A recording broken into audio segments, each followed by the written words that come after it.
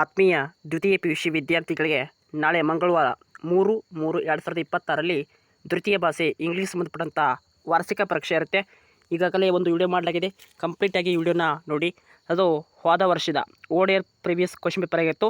ಅದರಲ್ಲಿ ಕೂಡ ಬಹುಮುಖ್ಯವಾಗಿ MCQ ಪ್ರಶ್ನೆಗಳು ನಿಮಗೆ ಡೈರೆಕ್ಟ್ಲಿ ಬರ್ತವೆ.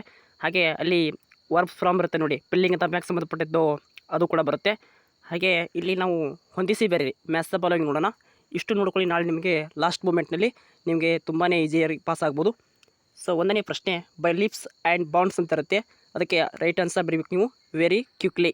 ಹಾಗೆ ಆಲ್ ಆ್ಯಂಡ್ ಸಂಡ್ರಿ ಅನ್ನೋದಕ್ಕೆ ಎವ್ರಿ ಒನ್ನನ್ನು ನಾವು ಬರಿತೀವಿ. ಪಿಲಿಗ್ರಿಮ್ ಶೋಲ್ ಅನ್ನೋದು ಟ್ರೂಲಿ ಲವ್ ಕ್ವೆಸ್ಟಿಂಗ್ ಲವ್ನ ಬಳಸಬೇಕು. FW ಬೀಡ್ಸ್ ಅನ್ನೋದು ವೆನ್ ಆರ್ ವರ್ಡನ್ನ ಆಥರ್ ಆಗಿರ್ತಾರೆ. ಹಾಗೆ ಪಿ ಲಂಕೇಶ್ ಅನ್ನೋದು ದ ಗಾರ್ಡ್ನರ್ ಪೊಯ್ಮ್ನ ಆಥರ್. ಹಾಗೆ ಆರನೇ ಪ್ರಶ್ನೆ ನೋಡ್ಕೊಳ್ಳಿ, ಬೋವಿಂಗ್ ಗರ್ಲ್ಸ್ ಜಪಾನೀಸ್ ಗರ್ಲ್ಸ್.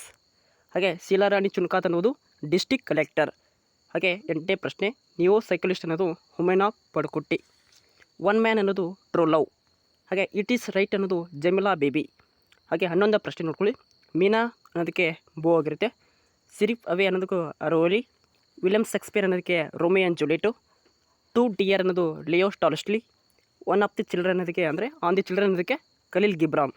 ಹಾಗೆ ತಪವನ್ ಅನ್ನೋದಕ್ಕೆ ರವೀಂದ್ರನಾಥ್ ಟಾಗೋರ್. ಪೀಪಲ್ ಆಪ್ ಅನ್ನೋದು ಜಪಾನೀಸ್. ಅರಿವೋಲಿ ಅನ್ನೋದಕ್ಕೆ ಇಕಾಮ್ ದ ನಾಲೆಜ್ ಮ್ಯಾನೇಜ್ಮೆಂಟ್ ಅಂತ ಕರಿತೀವಿ. ದಟ್ ರಡ್ ಅನ್ನೋದಕ್ಕೆ SK. ಗ್ರೀಮ್ಸ್ ಫೇರಿ ಆ್ಯಂಡ್ ಟೇಲ್ಸ್ ಅನ್ನೋದು ಬೋರ್ಜಸ್. ಇಷ್ಟರಲ್ಲಿ ನಿಮಗೆ 5 ಬರ್ತವೆ. ಇಷ್ಟು ನೋಡ್ಕೊಳ್ಳಿ ನಾಳೆ ಮ್ಯಾಥ್ಸ್ ದ ಫಾಲೋವಿಂಗಲ್ಲಿ. ಸೊ ಈಗಾಗಲೇ ನಾನು ಕಂಪ್ಲೀಟಾಗಿ ವಿಡಿಯೋ ಮಾಡಲಾಗಿದೆ.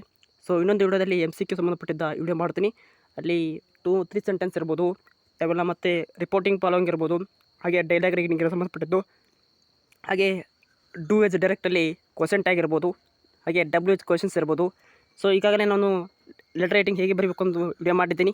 ಅಲ್ಲಿ ಟಾಪರ್ ಆನ್ಸರ್ ಸೆಟ್ನೊಂದಿಗೆ ಉತ್ತರ ಸಹಿತ ಅನಲೈಸ್ ಮಾಡಲಾಗಿದೆ. ಅದ್ಕೊಳ್ಳಿ, ನಿಮಗೆ ನಾಳೆ ಒಂದು ಲಾಸ್ಟ್ ಮೂಮೆಂಟಲ್ಲಿ ತುಂಬಾ ಹೆಲ್ಪ್ ಆಗುತ್ತೆ. Thank you. ಮತ್ತೆ ಸಿಗೋಣ ಅಂತ ಹೇಳ್ತಾ ಸರಿಯಾಗಿ 8:30ಕ್ಕೆ ಥ್ಯಾಂಕ್ ಯು.